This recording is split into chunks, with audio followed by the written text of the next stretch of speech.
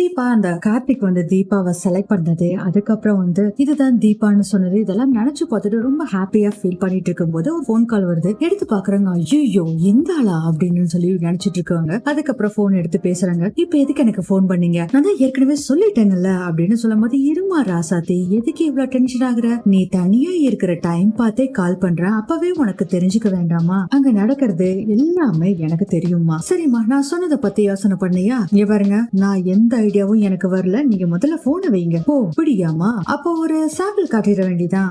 நான் வந்து நானா செலக்ட் பண்ண போறதுல ஆளுகளை சீட்டு குலுக்கி போட்டுதான் ஆளுகளை செலக்ட் பண்ண போறேன். அந்த சாம்பிளை பார்த்த பின்னாடிதான், அங்க நடக்கிறத பார்த்த பின்னாடிதான் என் முகம் என்னன்னு உனக்கு தெரியும், வச்சிருவா அப்படின்னு போனை கட் பண்ணிடுறாங்க. போனை கட் பண்ணிட்டு, நீ கண்டிப்பா எனக்கு பாடுவ, ஒண்ணு வச்சு உன் புருஷனை நான் ஜெயிப்பேன் அப்படின்னு நினைச்சிட்டு இருக்காரு சிதம்பரம். அடுத்த சீனை வேகமா பாத்தீங்கன்னா தீபா ஓடி வர்றாங்க. ஒரு இடத்துல வீட்டுல இருக்க எல்லாருமே ஒரு இடத்துல இருக்காங்க. அருண் ஆனந்த் ரெண்டு பேரும் டேபிள் டென்னிஸ் ஆடிட்டு இருக்காங்க. கார்த்திக் உட்காந்துட்டு இருக்காரு. அம்மா டிவி பாக்குறீங்களா அப்படின்னு சொல்றாங்க.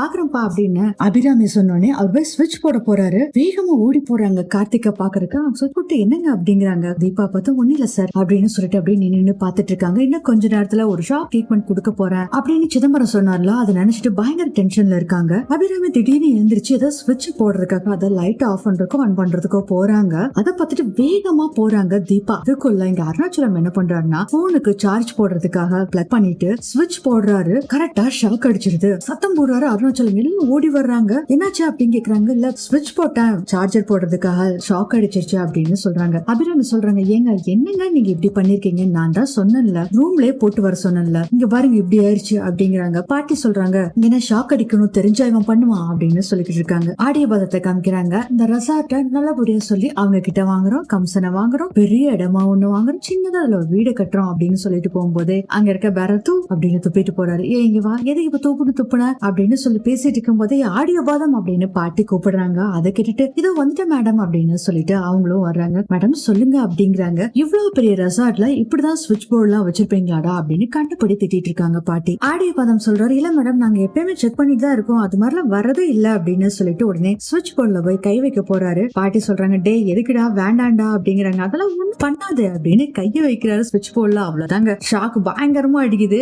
ஒருத்தர் ஒண்ணும் பண்ண முடியல. உடனே பாட்டி என்ன பண்றாங்கன்னா ஒரு குட்டி ஸ்டிக் எடுத்துட்டு வர்றாங்க, மர ஸ்டிக். அதை வச்சு டொப்புன்னு ஒரு அடி வேற குடுக்குறாங்க. அப்பா பாட்டி எனக்கு ஷாக் அடிச்சு விட்டது நீங்க அடிச்சதான் வலி அதிகமா இருக்கு பாட்டி அப்படின்னு சொல்லிக்கிட்டு இருக்காரு ஆடியோ பாதம். சரி சரி இது மழைக்காலம் வேற, யாரும் எங்கேயும் நிக்காதீங்க, அவங்க ரூமுக்கு போங்க போங்க அப்படின்னு அனுப்பிச்சு விடுறாங்க பாட்டி. கொஞ்ச நேரம் அப்படியே முடிச்சு பாக்குறாரு. நான் எங்க இருக்கேன் இப்போ, எங்க இருக்கேன், செல்விமா செல்விமா அப்படிங்கிறாரு ஆடியோ பாதம். வர்றாங்க பாட்டி. டே என்னடா என்ன செல்வின்னு கூப்பிடுற, அவர் உன்ன செல்வின்னு கூப்பிடாம என்ன கூப்பிடுறது, என் புருஷன் மட்டும்தான் என்ன செல்வின்னு கூப்பிடுவாரு, அவரே மேல போயிட்டாரு, நீ இப்ப செல்வின்னு கூப்பிடுறத என் புருஷன் பார்த்தாரு வச்சுக்க மேல இருந்து உன்ன அவ்வளவுதான் அப்படின்னு சொல்லும் போதே, நான் இங்க மேல போயிட்டேன், நான் இங்க தானே இருக்கேன், மேல பார்த்தா யார்கிட்ட பேசிட்டு இருக்க செல்விமா, நீ என்கிட்ட மட்டும் தான் பேசணும் செல்விமா, டேய் சும்மா இருடா, என்ன நீ டேய் அப்படி இப்படி எல்லாம் சொல்லிட்டு இருக்க, நான் உன் புருஷன் ரெங்கசாமி, உனக்கு ஞாபகம் வரும் நான் உன்ன சொல்லட்டுமா, நம்ம ஃபர்ஸ்ட் நைட் அப்போ நான் ஸ்விட்ச் ஆஃப் பண்ண போனேன், அப்போ எனக்கு சாக்கு அடிச்சிருச்சு, நீ ஓடி வந்து ஒரு கட்டையை எடுத்து என்ன அடிச்சே இல்ல ஞாபகம் இருக்கா, டேய் டேய் நான் என் புருஷனை இல்லடா காப்பாத்தினேன், உனக்கு எப்படிடா தெரியும், அட செல்விமா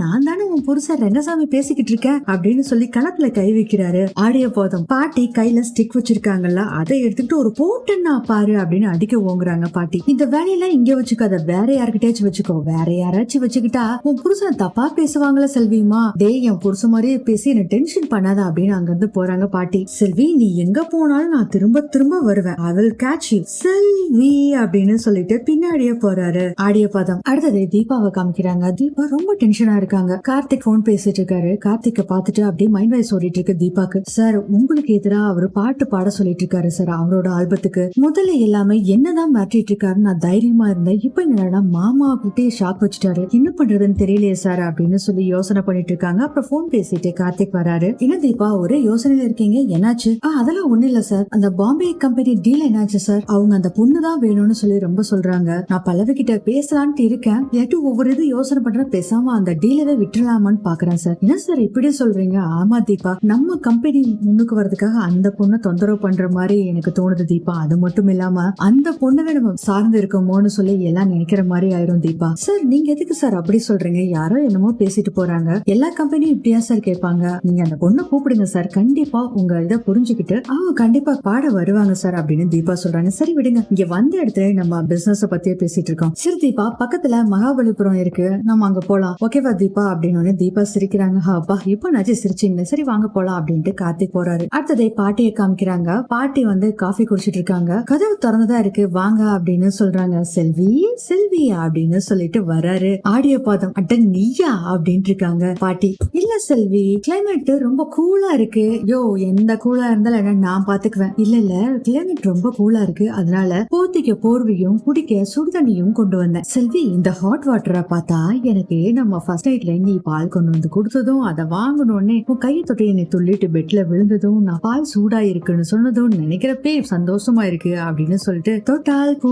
மலரும் அப்படின்னு சொல்றாரு. ஆடியோ பதம், இப்ப 2 வெச்சின்னா அவ்வளவுதான் அப்படின்னு சொல்றாங்க. பாட்டி, முதல்ல இங்க இருந்து போ அப்படின்னு திட்டுறாங்க. இருந்தாலும் ஓவர் காதல் என் மேல அப்படின்ட்டு அங்கிருந்து ஆடியோ பாதம் போறாங்க. அதுக்கப்புறம் கார்த்திக் தீபா 2 பேர்த்தையும் காமிக்கிறாங்க. தூங்கிட்டு இருக்காங்க கார்த்திக் தீபா 2 பேரும். கார்த்திக் தீபாவோட வயிற்று மேல கையை தூக்கி போட்டிருக்காரு. அப்படியே முழிக்கிறாங்க. தீபா பாக்குறாங்க கார்த்திக் அவங்க மேல கையை போட்டிருக்கிறத பாக்குறாங்க. எழுந்திருச்சிருவாரோ அப்படின்னு நினைச்சிட்டு கொஞ்சம் அப்படி கையை தூக்குறாங்க. அப்படியே அவரே கையை எடுத்துக்கிறாரு. அதுக்கப்புறம் பாத்தீங்கன்னா கார்த்திக் தலைய தடையை பொறுத்துட்டு இருக்காங்க. டே கார்த்தி அப்படின்னு சொல்றாங்க. செல்லம்மா கூப்பிடுறாங்க. தீபா அப்படின்னு கேக்குறாரு. கார்த்திக் அய்யோ அப்படின்னு சொல்லிட்டு எழுந்திரிச்சிட்டு இருக்காங்க. அப்ப கரெக்டா பாத்தீங்கன்னா ஒரு போன் கால் வருது. இது என்ன காலையில நேரத்துல தெரியாத நம்பரா இருக்கே அப்படின்னு சொல்லிட்டு ஹலோ அப்படின்னு கேக்குறாங்க. தீபா, நான் தாமா, என்னோட நம்பரா இருந்தா நான் தான் கூப்பிடுறேன்னு சொல்லிட்டு எடுக்க மாட்டேன், அதனாலதான் வேற நம்பர்ல இருந்து கால் பண்றேன்னு சொல்றாரு சிதம்பரம். உங்களுக்கு எல்லாம் மனசாட்சியே இல்லையா அப்படின்னு கேக்குறாங்க தீபா. ஏமா, கார்த்திக் இருக்கானா, தனியா இருக்கப்பதான் நான் கால் பண்ணிட்டு இருந்தேன், இதுதான் அடுத்த கட்டமும் ஆள் இருக்கப்ப கால் பண்றது அப்படின்னு சொல்றாரு சிதம்பரம். நீ எப்படி நடந்துக்கிறியோமா அதுக்கேத்த மாதிரிதான் எதிர்வினை இருக்கும் அப்படின்னு சொல்லிட்டு சிரிச்சிட்டு இருக்காரு சிதம்பரம். இதோட இந்த எபிசோட் முடியுது.